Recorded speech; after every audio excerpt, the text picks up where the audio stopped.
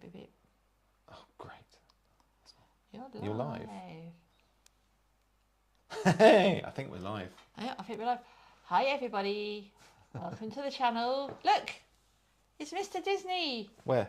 In his Disney t-shirt. He's come out from behind the channel. So, Mr. Disney, how's things? How much do you like Disney? I'm saying nothing. It's Disney. Yeah, I got dragged out from behind the camera because I'm so fed up with watching videos which do this all the time. So, yeah. I'm not that bad. You're not that bad. No, she's not that bad. I sort of borrowed my office, though. Yeah. This is my normal studio for doing things. No, it's now become Addicted to Disney headquarters, as you can see. Yeah, the mice have invaded. There's a few things hiding around. So, how was your Disney cruise, Mr. Disney? It wasn't bad. I'm just checking that that's actually working, and that's all working. He's playing on his computer. I'm playing with my computer. This is the normal Mr. Disney and his gadgets and his gizmos. Well, you do realise we could be sitting here and it's just nobody's looking and nobody's listening, but who knows? Who knows? That's the way it works. But all that seems to be working and pressing the right buttons. So what do I think about Disney? I quite like Disney cruising. It was a different ship. This time we were on the Disney Dream. And it's much bigger than the Disney Magic, and unfortunately it sort of falls into that. It's much more like a cruise liner than a Disney ship. Disney Magic is quite small. In fact, I think it's the smallest in their fleet. It was the first one they did, and it's a lot more homely. There's a lot more going on in a smaller space. With the Dream, it was much more like sometimes in a multi-story car park with lots of kids screaming, running around, and yeah, it was busy. Yeah, it was very busy. I mean, we did back to back, so we actually had 2 sailings, which sounds really greedy, but it basically gave us an extended holiday because we actually had gained an extra day in the middle. But yeah, it was a bit flooded with lots of people running around, not really understanding the whole Disney magic, and just sort of, "Oi, Esmeralda, can you get 8 bags from the shop?" Which was quite entertaining at times. I think this is working. Hopefully this system is working. It's probably the first time I've actually used this particular one. So if there's anyone out there, hello. You can always type a message and go, "Yeah, I am actually here." Otherwise we're going to spend half an hour talking to a camera and nobody else. But and nobody else talking to him. Not unusual. Oh look, there is somebody. Hello, number 1 viewer. But we did do something on the cruise, but we were going to get to that a bit later on. Did I really do that? Yes, we really did do that. Yeah, okay. I'm not quite sure. Unfortunately, as you can tell, I do drag Mr. Disney around. You've probably seen on the channel as well, on the videos, that a lot of times, "How's things, Mr. Disney?" "Yeah, it's great," but I do drag him around. I do apologise for that, but hey, he's Mr. Disney. That's his nickname. And of course, he does bring along the monkey. And the monkey, what's wrong with the monkey? Somewhere in here is the monkey. Let me see if I can press my magic button. Yes, the monkey did actually enjoy his cruise. I know there was one little girl, I think her name was called Chloe, who was rather excited because Monkey was after her ice cream. So yeah, there we are. There's Monkey enjoying the view from one of the portholes on the deck 3. One of the days he did behave himself. Monkey always behaves himself. It's everyone else who can't deal with Monkey. But yes, there was a very delightful young girl in the lift who Monkey took a shine to and quite liked her ice cream, and it was quite entertaining because she just couldn't stop laughing. And all Monkey was doing was just looking at her and then looking at the ice cream and looking at her, and looking at the ice cream, looking at her, and looking at the ice cream. By which time she's almost in tears, killing herself laughing. And I think her name's Chloe. Yeah. So hello, Chloe. Monkey says hi. Yeah. He still wants his ice cream though. And you also got to fly the Millennium Falcon. There is a video of that on Mr. Disney's channel. We'll put a link in the comment later so you can see that there is a link. Yeah, I'll try not to mention that one too much, but yeah, I did confess that I got to fly the Millennium Falcon in the kids club. Was it the kids club? Yeah, Oceaneers Club. Oceaneers Club, which you don't normally get into as an adult, but you do on the first day of any cruise. Well, I say the first day, embarkation day, because it allows people to have an open house. So you can wander around and have a look to see what's going on. And Yeah, as a little bit of a Star Wars fan and a pilot, the Millennium Falcon is something that's quite nice to actually get in a flight. And all the switches worked, and that was the best bit. Switches work. Too many times you go into these simulators or animation-y type things, and you press a switch and it just doesn't do anything. It was good fun. Not just it doesn't do anything, it doesn't move. Switches have to move, you have to press the buttons and the lights light up. And yeah, the Millennium Falcon, that's exactly what it was doing. And it was like, yay, it's great, it's working. And yeah, it was good fun. Yeah. And yeah, there is a video of me somewhere. Which no doubt was the biggest kid of all of them in that afternoon, I must admit. But it was good fun. And yeah, Disney, you do have the coolest kids clubs. You wait till you go on the Wish next year. Right, what have they got on the Wish? Oh, just you wait. Even more Star Wars. Anyway, back to the magic. Back to the dream. Sorry, back to the dream. I always get the two confused. Then it's a Disney ship. So looking at my little list here, restaurants on the dream. The only one I really enjoyed was Animator's Palette. I think we've got the logo for Animators on there somewhere. But the only one I really enjoyed as such was Animator's Palette.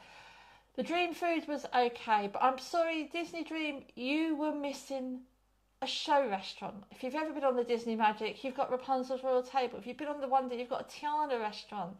We're going on the Wish next year. We're going to have Arendelle.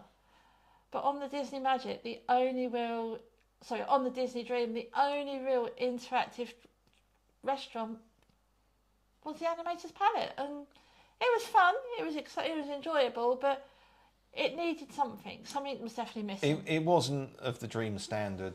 Animator's Palette was basically talk to a big video screen to Crush, and half the time he didn't understand what you were saying, or he just ignored the questions, and it was not great. It was almost the corporate version of Disney trying to do something. There was no extra there, unlike Animator's Palette on the Dream, on the Magic, which was fantastic. And even when we did the 7 night, every night in Animator's Palette was different. Yeah, and we went back again.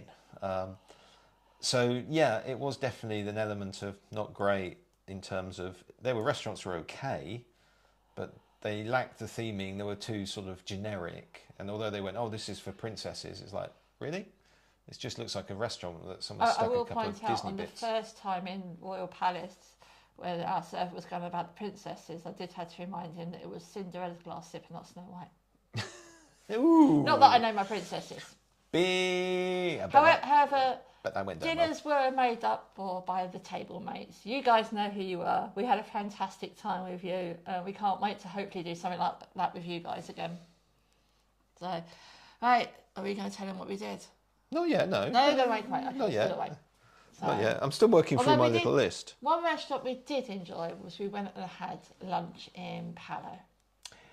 Yeah. And ended up in a food coma for the rest of the afternoon.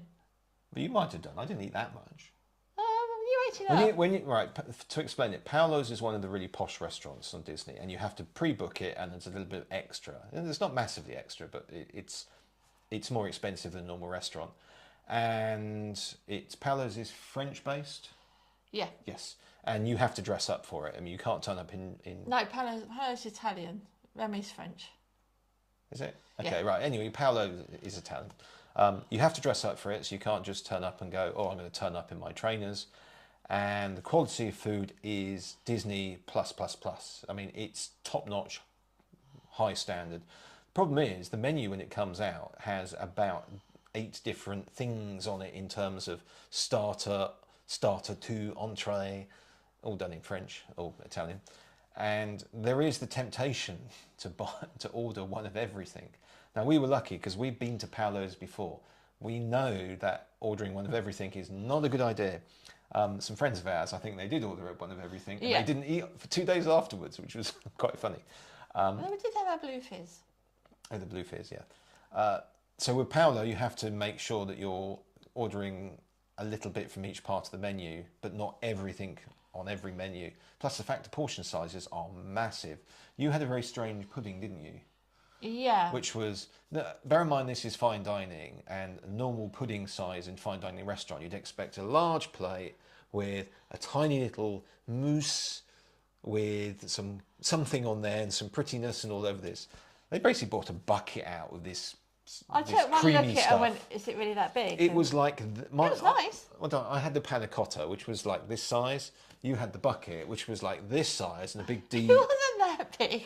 And you needed a bucket, you needed a shovel to eat it. I mean, it was stunningly tasty. What's the one called? It was just too much of it. What do they call it? Something like that. You can see we prepared for this because we should have actually had the menu. Yeah, we should have had the menu out to hand. It was nice. I should have actually put the picture in, but yeah, it's buried in my phone with all the hundreds of other photos and clips and everything else that will be appearing on the channel. Editing is starting this week. Is it now? It is. Well, it took me a week to give her all the footage. So exactly. But yeah, Paolo is one of those restaurants, if you get a chance to go and you can get a booking. We've done Paolo evening and we've now done Paolo brunch. I think I probably prefer Paolo brunch, actually. Yeah. The evening, it sort of kills the evening afterwards. We weren't sure if we were going to do the brunch or not, were we?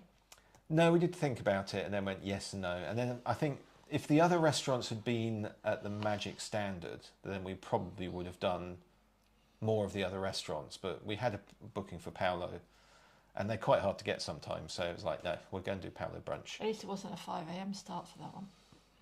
I got that one by sheer luck. Did you? Yeah, right. I got that one by sheer luck. Some people do get up at 5. So if you really want to get Paolo, when your opening window for your onboard extra activities open, you do have to be up ready to go for 5 o'clock in the morning. People go, oh no, you don't have to. Trust me, you do. Certain activities, the Royal Gathering, which is a video coming soon, I was up at 4:45, ready to go to get that slot because I knew that was going to be popular because they only do that on certain sea days. Same as Paolo brunch, so that's only done on sea day. Whereas Paolo dinner's every night. But yeah, so certain activities you do have to be up early to get. Otherwise, you don't get them at all. It sounds like booking most of Disney, really. Yeah, I won't mention checking at 5 o'clock in the morning. Yeah, you check in to get your PAT, your port arrival time, and there's a rush to get port arrival time early, and you have to get it. You have to book it early, and unfortunately, booking it early means you're working on US time, which is like midnight US, which means it's 5 a.m. So somebody has to get up early and do the computery thing and book it. But the earlier your port arrival time, the longer you get on the ship, especially on embarkation day. It also gives you time to get on the ship and settle before you sail away. You're not rushing around, oh, I've got to quickly drop everything off to the stateroom, oh, I've got to do a muster drill, oh, it's sail away party. You can get on the ship, you can have a little wander around, you can find your feet, find your stateroom, have some food, have a wander, go to the open houses. I know, actually, at that point, it wasn't moving, was it? No, it wasn't moving. You don't actually... One misconception, and a lot of people get this, and on all the groups, with the Facebook groups leading up was, oh yeah, my port arrival time's 11:45, that's what time I'm getting on the ship. Your port arrival time is not the time you're getting on the ship, guys. It's the time you get to the port. Arrival time, the time you arrive at the port. Your ship might not sail until 7 o'clock in the evening. On one of the days that we were on our Northern Europe cruise, our ship never left port from its port day till 10:15 at night. But everyone has to be back on board by 8. So just be prepared, guys. Port arrival. All aboard time, that's what time everyone has to be on the ship by. Otherwise, the ship won't wait for you. And the whole point about port arrival times is it's allowing Disney and the cruise terminal to stagger people coming in. So it means you're not going to spend hours and hours in a queue, because if you've got everyone coming in at 11:45 for their port arrival time, then they get to go through. It takes 10, 15 minutes. I think it probably took us about 20 minutes once we arrived at the port. This was the quickest one. Yeah, it was quick. It was straight in, 5 minutes queuing, initial check-in, then through security, which again another 5 minutes. It's airport style security, but because they're staggering it, you don't have long queues, and then you get to go up to the ship, have some photos, and then you're on the ship. It's quite easy and simple. The problem occurs when everyone does I'm going to get there early, and they turn up 2 hours early. And we did hear of people getting told basically to go away because you're not due for 2 o'clock. Go away. You're just going to block everything up. So if you've got port arrival time, arrive at the time that you've got your port arrival time. It makes things so much easier, and people just don't get stressed. When we arrived, there was actually queues. We were on a... Hello, Jenny. We were on an 11:45 port arrival time, But there were already people held in pens of queues for 12:30, 12:45. I know there's a lot of confusion down in Southampton because they were saying, oh, it's going to be traffic, it's this and that. But honest guys, you don't have to be there any earlier than they say you need to be there. No, so simple. The ship itself, yeah, we've already said it's quite big. I quite liked it. I liked it. I spent more time than you going around it. Yeah, I liked it. I just found it a little bit more like a classic cruise liner. I do not like cruise liners. To me, they look like blocks of flats on a ship. Disney don't. Disney cruise liners don't look like that, but actually the Dreams sort of looks like it from one side. I did look at it and go, that's a bit like the Caribbean I was Queen watching a or video something. earlier for the Magic thinking, she looks tiny now. Yeah, well, the Magic is small, but Magic, I like the Magic. We were on deck 10, which the main deck for a lot of things, for the restaurants, is, the sort of day-to-day restaurants is deck 11. So we were on deck 10, we're one deck under.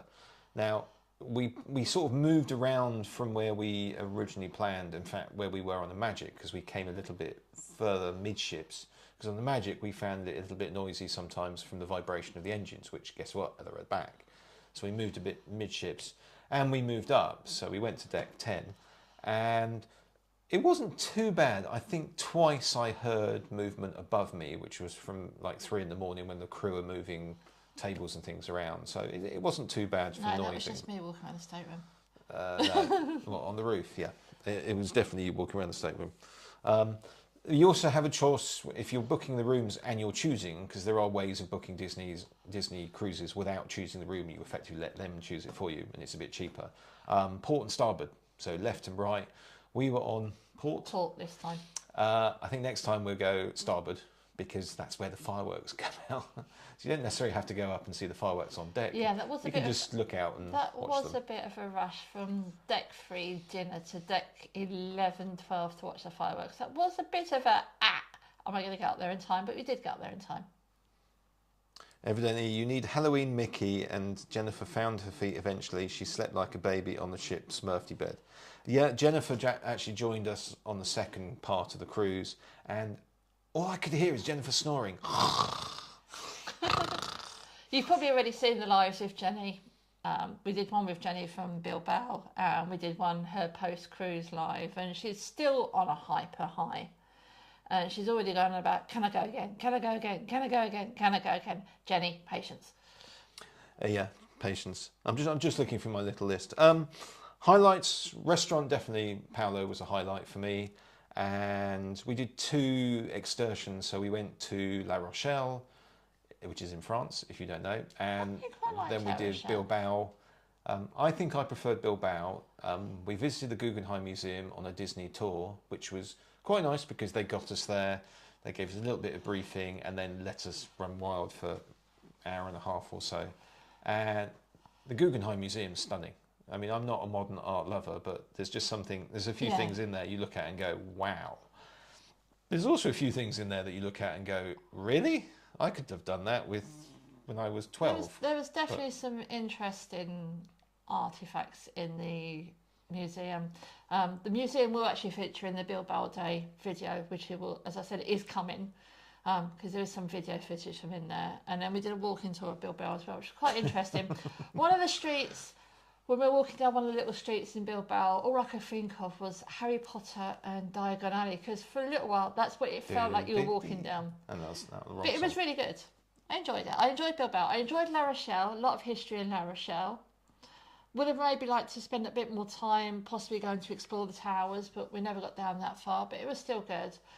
The only thing that spoiled the La Rochelle day for me was getting back onto the ship, and then the queues for the pirate characters. That totally spoiled it for me. I'm not going to whinge and moan too much, but it did get to the point that somebody was sending me messages going, where are you? You've been gone a long time. Yeah, long time was like 3 hours. Yeah. Now, when we did the Magic's Northern Europe last year, yeah, I went off seeing characters, but I was only gone hour and a half max. I was actually gone nearly 4 hours this time. And that 3 hours of that I did actually spend in a queue. Yes, it was a character I wanted to see. But yeah, it was not as organised. I don't think the Disney Dream staff were prepared for it to be as manic as it was that day. Unfortunately, as a result, on the second sailing, some characters didn't appear, which is a bit of a disappointment, because I know there were some people that wanted to see certain characters, and yeah, you didn't get to see them, guys. Sorry, but I did. Such is life. Such is life. It's always one of those. They're not there, and then they're there, and then they come back on the following cruise. A bit like Loungefly bags. Don't talk about Loungefly bags. We don't talk about Loungefly bags. Yes, you do. You talk about Loungefly bags all the time. No. Normally, every time we go on a cruise, it's like, no, I'm not going to buy any more Loungefly bags, apart from that one and that one and that one and that one. I bought one for me, and we got one for Jenny. So this is your new trick. You actually technically buy two, but then deny. Yeah, but the other one wasn't mine; it was Jenny's. Yeah, but you'll then borrow it. No, it's her. She can have that one. Yeah. I'm just going to buy the Wish version when I'm on the Wish. Exactly. I can never win. And then we have the debate about with them. Although you did like the necklace, which was $650,000. I didn't buy that. No, you bought two instead. No, I didn't. I didn't spend $650,000 on a necklace. No, but we spent probably a bit more on our budget than we planned to. Well, yeah, sort of. I will point out what we did actually buy. We did actually spend a good 2 months before we went on the sailing researching. So, should we tell them what we've done? Oh, God, I suppose. Okay. If I press the magic button, there we are. So, yeah, we joined something called Disney Vacation Club. Eek. Which, for those of you in the UK, Disney Vacation Club, or DVC for short, is basically, think timeshare. And that's the point. Everyone screams at the computer and goes, you bought a timeshare. Yeah, I bought a timeshare in Florida. With a difference. With a difference.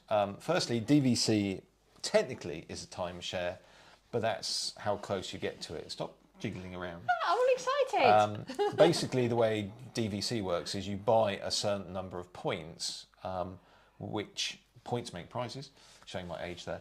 But basically, you buy a certain number of points, and you can then use those points to purchase holiday times in about 15 different locations. Basically, you can use the points in the deluxe resorts. Now, you would have seen on the channel that in February this year we stayed in the Art of Animation, and we went past the deluxe resorts with, that's nice, like to stay there one day. Yeah, like to stay there one day. Oh, that's nice, yeah. And funny enough, the resort that we picked as our home resort, the Riviera, when we used to go through it on the Skyliner when we were out in Florida in February, went, oh, that's where the posh people stay. Yeah, mainly because it's expensive.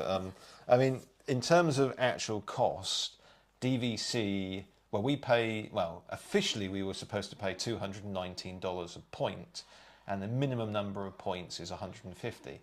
Now, what you're actually doing is you're buying effectively a timeshare that lasts for us until 2070. We'll be on by then. I'm still going to be going to Disney. Yeah, she'll still be going to Disney in a little wooden box and sprinkle the ashes. But charming. Love you too. I'll be like 100 and something. That's all right. You're still going to go when I'm 100. I'm going to fine. Fine. To drag someone else along. But basically, it means we can book accommodation which is better than the standard accommodation for cheaper. And I think I worked out after about 3 years, given the fact that we tend to do Disney America probably now twice a year, it starts to make sense and you start to make money. And once everything's paid for, you're not paying any more. You're paying some small fees for the resorts to maintain them over the years. But in general, your points are going to increase in value because although the points don't tend to go up, so if you've got 200 points now, you'll have 200 points. The value of those points for a particular level of accommodation is very, very similar from year to year, unlike paying cash, where you could see 10-15% increase. Or if you're buying from the UK, you've got the dollar sterling exchange and rate. Yeah, you've got dollar sterling exchange rate issues. And there's a number of other perks. I mean, DVC, we get specialist lounges in Epcot and Magic Kingdom. Yep. You get discounts on And you also annual get what's passes. known as Moonlight Magic, where Moonlight Magic. DVC on certain nights. I believe there's one happening tonight in the States. Actually, I don't know which park. I don't want to say this, but we can't go to that. No, I know we can't go to that one. I'm here, I'm afraid. Unfortunately, I'm back at work. I'm sitting here. But yeah, and they do what they call Moonlight Magic, which is whereby they will close when the park closes. Then they reopen the park up for DVC members only, and you get basically after-hour parties with DVC members, but they're for. And you get rare characters and little goodies and treats and all sorts of things. So yeah, it's exciting times. We have our first DVC trip, but you've heard me mention the Wish. You've heard me mention the Wish. Yep, we are going on the Disney Wish next year. That's been booked for a while. We were staying in Art of Animation before going on the Wish, but now we're having a few nights in our home resort of the Riviera, which is really nice. I'm looking forward to. That's the Riviera. And then we're going to get the Disney Cruise Line bus to Port Canaveral to go on the Wish. And then when we come back, we've then got another couple of nights in Saratoga Springs before we fly home to the UK. So that's the exciting big trip. But we do have other trips coming up as well. We've got in, I think it's just over 4 weeks, we have a Disneyland Paris trip. Just because we are friends. Don't start doing that, please. Can I take Monkey? If you want to take Monkey, you can take Monkey. Monkey in the French. Oh dear, no. Oh, the Monkey. Because it's October the 16th. If you don't know, if you're not a big Disney fanatic like me, October the 16th is actually 100 years of the Walt Disney Corporation, and there's a big day event in 100 Years of the Mouse. Disneyland Paris that we're going to. And then we're home for 4 weeks-ish. And then we're back out there for somebody's birthday. Are we? Yes. Is it literally 4 weeks? It's literally 4 weeks between the two. We're back out there for somebody's birthday. And Christmas in Disneyland Paris. Put the Christmas picture up. You should have the Christmas picture. Is there a Christmas picture? There is a Christmas picture on there. I'm not sure I copied it across though. I think you did. No, there's no, no Christmas you didn't. picture. No, we were out there for Disney at Christmas. And then it'd be the build up to the big DVC trip, which is going to be fun. It's reminiscent again. It's his Blue Fizz. This is the infamous Blue Fizz. It's reminiscent again. This is non-alcoholic apple fizzy stuff. Now, aren't they? And yeah, it's actually quite nice. We did buy a bottle and took it. It lasted one evening. So yeah, I think I don't know. We've had about 3 people watch this, so we've just talked to ourselves and the camera for the last half an hour. And Mickey and Minnie and Mickey and Minnie and Mickey and Minnie and Mickey and Minnie and Stitch. Yeah, I think it probably spent more time setting this up than actually doing it. But let's put the right camera back on. So anyway. So that's it. So that's Mr. Disney's view on cruising. I enjoyed it. I quite like cruising. I mean, generally Disney cruising. Yeah, I quite like Disney cruising. I don't drink, and I'm not a gambler. So, a lot of the draws for big classical cruise liners, which are the shows, food, drink packages, gambling, they're just not something I do. And until the sort of Disney cruises came along, I was never sort of planning to look at doing cruises. Disney cruises, it's basically a Disney park on steroids. On the water, so you get the benefits of doing a cruise, so you can go visit places. Hey, and you don't lose me, because you know you know exactly who I am. I'm on the boat. I don't lose you anyway. I've got the tracker. Yeah, it's in the back of your neck. Anyway.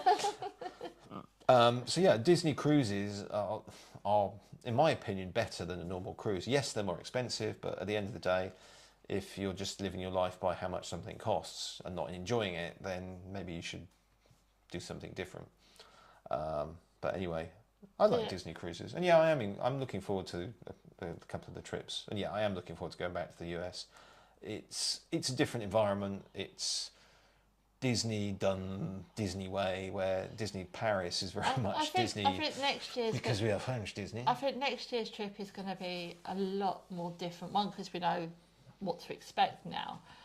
I think also because we're in a slightly different give you a tip. Well. When you go through customs and immigration in the States, make sure you go together. Stick together like Because if you glue. go in to do two different queues, it completely freaks them out and they think you're people smuggling or something. They suddenly take you into these rooms and interrogate you. it happened. It wasn't great scary. fun. And it was, it's purely and simply because we hadn't gone through together as a couple. You've just got got off of a 9-hour flight. You've shown them your passports and your extras and your visas to get into the country, and it's, well, can you go with that gentleman? And then you're sitting in the little room thinking, am I going to go and see Mickey Mouse, or am I going to get on an aeroplane? You see the other people in the room, and they get called up with the guy with the gun, and they just disappear. That's it. They've gone. Up to 5 now. Up to 5. Hello, everybody. Number 5. Remember number 5. No, remember number 5. So yeah, it was an interesting experience. But we do love going to the States. We do love Disney in the States because they do it so well. It's fantastic. And if you ever get the opportunity to go to the States and do Florida or do California, go, because it's... And that's one of the reasons we joined DVC, is because we loved it out there so much in February. And it's just a case now that it's opened some windows to us, because we're not also limited to using the points in Florida. We can use our points in California, we can go to Disney Hong Kong, we can go to Disney Tokyo. All of a sudden, a whole new area has now opened up to us. Just don't spend the points on the cruises, because they're stupid prices. Although we do have, there is a members only sailing on the Disney Treasure, the new one. I'm waiting for the details to be announced. Yeah, she's going to book it. I can tell you that. I'm already stalking the page, waiting for all the information. But the other thing that we haven't mentioned is this was the first trip that we've done where we've actually met up with people that we know prior to the trip. And for me, personally, that made the trip. It actually took it from just being a fun trip on a Disney cruise to being really fun. And I think hopefully we've got some real friends there. I think we have. There was... Is it Alan with his Alan his cooler bag. And they all like Monkey. And they all liked Elsie and Jake, because yes, Elsie and Jake were on the cruise as well. I think it also helped make Jenny's first cruise a lot more fun, and it'd be nice to do something with those guys again. Yeah, I'd be up for it. Apart from Ash, because Ash is currently on the ship again. Shh, we don't talk about that. Ash, why? You know you don't like the Disney ships. You could have taken us. You could have taken us instead. I'm sure the others would agree. Yes, you should have taken us all, and we would have all bought you a nice little glass dome as well. Don't go down the dome road. No. Right, on that note, I think it's time to say night-nights, don't you? Night-nights. So yeah, Ash and Lorna, have fun on the By the way, ship. Ash and Lorna, congratulations from us. Much love on your engagement. Oh yeah, we forgot to mention. Yes, much love from us. Has that been public? That is now public. Okay, right. Much love to you both on your engagement, guys. Yes. And we were honoured to have been on the cruise when it happened, so much love to you guys. It was brilliant fun. It was great fun. And let's hope we can all do it again sometime. Although the next trip, we've got other friends coming, haven't we? We see Ash and Lorna and Lynn and Billy in 3 weeks' time, and Rachel and Ian. Are you watching, guys? Somebody's looking forward to having some male conversations with you, Ian. And if you're good, just sounds wrong. If you're good, I might put my big girl pants on and go to the Tower Terror. There you go. I've said it in public. I've said it in public now. So you've just said that you're going on Tower Terror. I might go on the Tower Terror. Why are you going on Tower Terror? Because I might put my big girl pants on. I think you'll need more than your big girl pants for that. I think I need about 5 Stooger on, and I'll start drinking just to be able to. 2 words: rock and roller coaster. Yes, Jennifer. Yes, I know. I'm watching you, Jennifer, because you induced me to go onto the rock and roller coaster when it existed, and told me, it was really benign. You'll be able to cope with it. Now. And yeah, it wasn't nice. A bit like that going up the Kathmandu thing. I did not force you to go on Expedition Everest. Expedition Everest. It's go not watch bad. The video. It goes backwards. From when it goes backwards, nobody told me it goes backwards, and I fly aircraft, and they don't go backwards. Well, they do if you do it really wrong. But yeah, it wasn't pretty, and I probably spent the rest of the day just feeling bleh. So what was your favourite bit about the cruise, though? Total it out. Last bit before we disappear, what was your favourite bit about the cruise? Paolo. I think Paolo, and I enjoyed the Guggenheim, but I think fundamentally Paolo. For me, favourite bit about having the cruise was having our friends with us, seeing the cruise through Jenny's eyes from a first-time cruiser. And yeah, I like Bilbao. Oh, there was also the bit where I got to sit on the, they called it the Satellite Falls? There's a bit right at the top of the ship called Satellite Falls, which is at the top and the front. He said to me, I'll meet you by the pool. I said, okay, where are you? I'm in the Hotel Cell area by the pool. Where are you? I was the only person there. There was nobody else there. And this is That's because it was pirate night. They were all getting their pirate costumes on. Yeah, well, I got my pirate costume on. Yeah, and you had the monkey. I should have dressed up as a parrot or something. And yeah, well, I didn't get any coins. Didn't get to do my pirate name. No, we forgot to do that. We have to do it on the wish. Yeah. Okay, right. We got distracted. So we were too busy. We've been watching Adam Hatton and Gary C. Gary C. By the way, guys, it was lovely to meet you guys on the ship. It was, and quite frankly, I mean, digressing a little bit here. I saw a number of YouTubers, for want of a better word, running around the ship. Some of them dragging various members of their family. I'm not going to name names, but there's definitely a difference between some people who are clearly doing it to be YouTubers and look at me, look how much money I can make. We need to get more viewers. And people like Adam Hatton and Gary C, who are genuinely nice. You guys are amazing. We love you. But both times that I saw Caz or Jennifer sort of stop them and say, "Can I have a picture?" They were lovely. And guys, you're not going to watch this. I mean, we've been doing this for 35 minutes now. But if you do get to watch this, or if anyone else watches this, Adam Hatton and Gary C, so genuine people, so good at what they do, and so good at promoting the Disney brand. They are Disney. They don't work for Disney. They're YouTubers, but they demonstrate what Disney really is about. And it's fun, it's joyful, and they're really, really nice. So thanks, guys. You actually certainly made Jennifer's trip. It made mine as well. I was quite impressed. I'm a little bit cynical.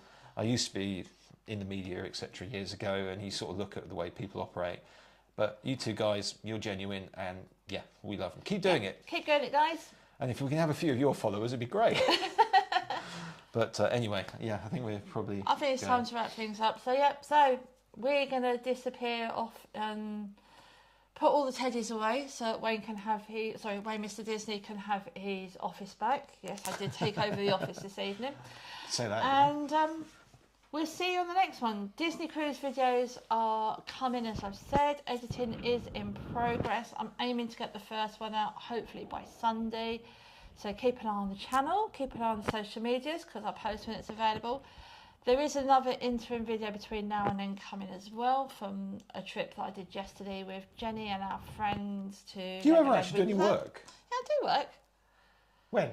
YouTube, yeah. TikTok. And, Exactly. So in the meantime, if you like the channel, give me a thumbs up and subscribe. Keep an eye on the channel, and we'll see you soon. Catch you later, guys. Bye. Bye. Oh, there's 3 views.